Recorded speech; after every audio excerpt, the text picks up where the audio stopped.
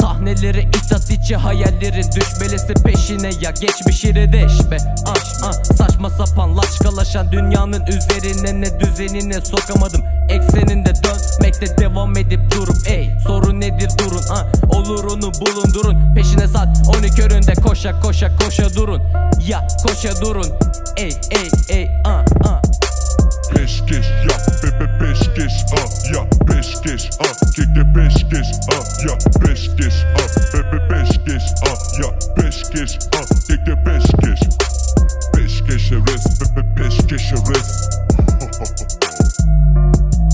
ya peşkeşe res peşkeşe res Peşkeşle res çek, sorunları es geç. Mest oldu ben hep, mesleğimse serbest. Rağbet, üstüne ceza ver ki daha net. Beyindir ki lanet, düşüncelere davet. Koşmazsan olmaz evet paspaslan tozat. Maksatsa passa, aksatmam asla. Mike Tyson Özcan bu hayranlar durmaz. Bu ayranda içeceğiz Mete ile muhakkak. Rapi muhabbakları ezer ahmak. Sar 3'e 5 katı pilav yap 3'e 5 katı 3'e 5 ya peşkeş.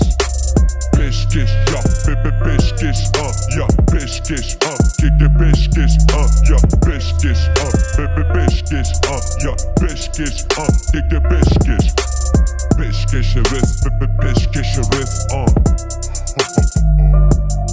ya peşkeşe res peşkeşe res Peşkeşle res çek, sorunları es geç. Mest oldu ben hep, mesleğimse serbest. Rağbet, üstüne ceza ver ki daha net. Beyindir ki lanet, düşüncelere davet.